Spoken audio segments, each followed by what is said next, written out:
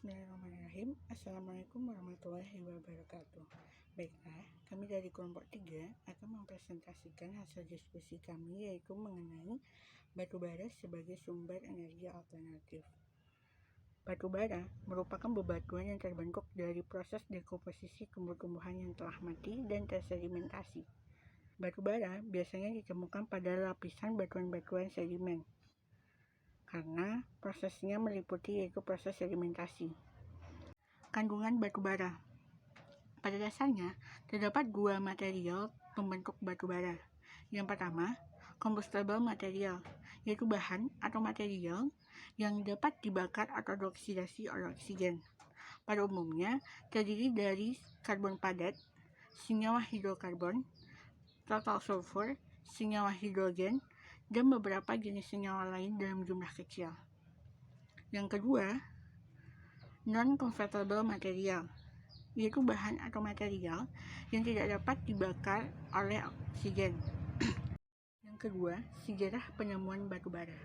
Batu bara pertama kali ditemukan pada pertengahan abad ke-19 oleh William Hendrik de Graaf, tepatnya di Sawah Lunto. Penambangan di tambang terbuka dimulai tahun 1892 seiring dengan rampungnya infrastruktur pendukung berupa jaringan kereta api guna mengangkut batu bara ke pelabuhan Teluk Bair, Padang. Proses pembentukan batu bara. Ada dua teori yang menerangkan kejadian batu bara. Yang pertama, teori in situ. Batu bara terbentuk dari tumbuhan atau pohon yang berasal dari hutan di mana batu bara tersebut terbentuk. Biasanya terjadi di hutan basah dan berawa, sehingga pohon-pohon di hutan tersebut pada saat mati dan roboh langsung tenggelam ke dalam rawa tersebut, dan sisa tumbuhan tersebut tidak mengalami pembusukan secara sempurna dan akhirnya menjadi fosil tumbuhan yang membentuk sedimen organik. Yang kedua, teori drift. Batu bara terbentuk dari tumbuhan atau pohon yang berasal dari hutan yang bukan di tempat di mana batu bara tersebut terbentuk. Biasanya terjadi di delta-delta yang mempunyai ciri-ciri lapisan batu bara tipis, tidak terus-menerus membelah, banyak lapisannya, banyak pengotor atau kandungan abu cenderung tinggi. Proses pembentukan batu bara terdiri dari dua tahap. 1. Tahap biokimia atau penggambutan atau beatification adalah tahap di mana sisa-sisa tumbuhan yang terakumulasi tersimpan dalam kondisi bebas oksigen atau anaerobik di daerah rawa dengan sistem pengiringan yang buruk dan selalu tergenang air pada kedalaman 0,5 sampai 10 meter. Bahan tumbuhan yang busuk ini melepaskan unsur HNO dan C dalam bentuk senyawa CO2, H2O, dan NH3 untuk menjadi humus.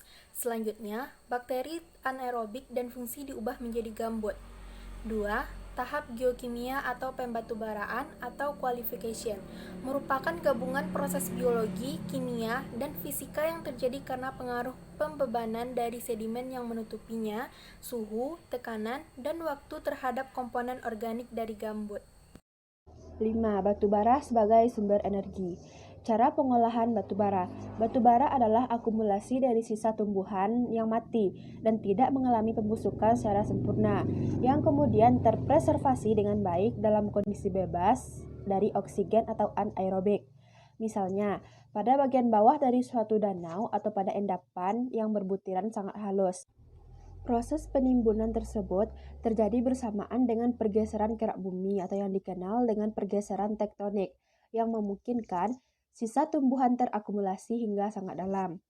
Akibat penimbunan, material tumbuhan terkena suhu dan tekanan tinggi, yang menyebabkan perubahan fisika dan kimiawi. Selama tahap tersebut, persentase hidrogen dan oksigen akan berkurang, sedangkan persentase karbon akan meningkat. Hasil akhirnya adalah suatu material yang mengandung karbon lebih dari 50% berdasarkan berat dan 70% berdasarkan volume, yang kita sebut sebagai batu bara. Kelebihan batu bara. Batu bara merupakan salah satu sumber energi yang penting bagi dunia, yang digunakan sebagai bahan bakar pembangkit listrik sebesar hampir 40% di seluruh dunia.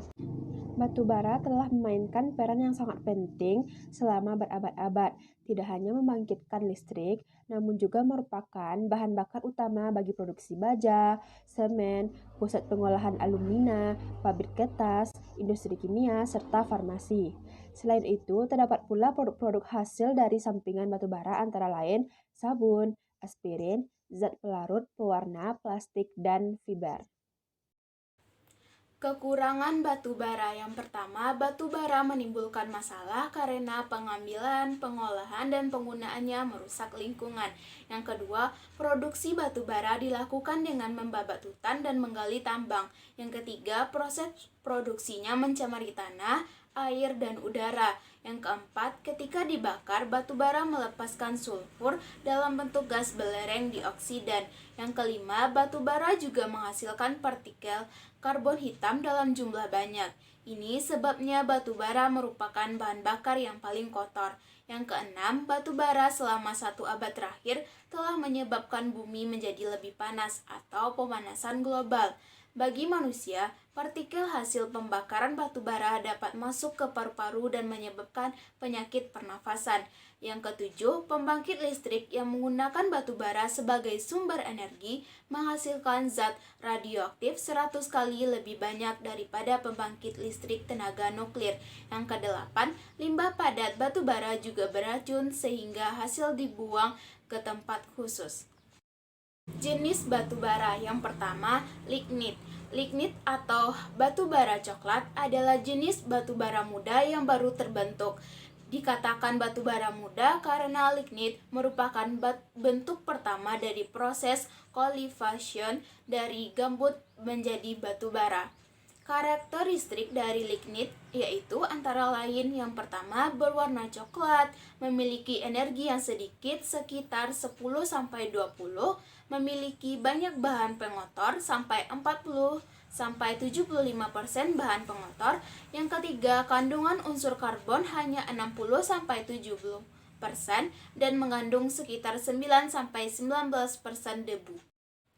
Jenis batu bara yang kedua yaitu subbituminous. Subbituminous merupakan jenis batu bara yang sedikit lebih tua dari lignit, namun masih sedikit lunak, sehingga belum bisa disebut batu bara sempurna. Subbituminous memiliki warna coklat kehitaman dengan kadar air yang masih tinggi, namun lebih rendah dibandingkan lignit. Subbituminous juga banyak digunakan pada PLTU. Jenis batu bara selanjutnya yaitu binomiasoal. Binomiasoal adalah jenis batu bara berwarna hitam yang paling banyak digunakan pada industri dan PLTU. Jenis batu bara ini memiliki kualitas jauh lebih baik dari lignit. Batu bara ini terbentuk dari jenis sebelumnya, yaitu subtimosoal yang semakin dalam dan semakin lama tertimbun, sehingga tekstur batu bara menjadi lebih keras dan warnanya menjadi lebih hitam. Karakteristik dari binomiasoal yaitu yang pertama fix karbon sekitar 60-80%, yang kedua kandungan debu sekitar 6-12% dan energi yang dihasilkan mencapai 35 mg per kilogram. Yang keempat yaitu antrasit.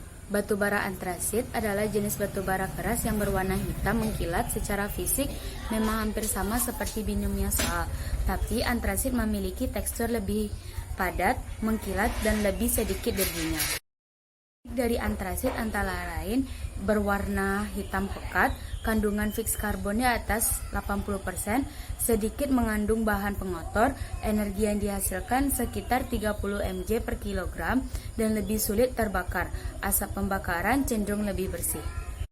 Pun pemanfaatan batu bara di Indonesia, yang pertama yaitu sebagai sumber bahan pembangkit listrik. Yang kedua bisa diubah menjadi bahan bakar cair dan bahan bakar gas. Sebagai pendukung dalam industri baja, sebagai pendukung dalam industri aluminium, berguna dalam industri semen dan lain sebagainya.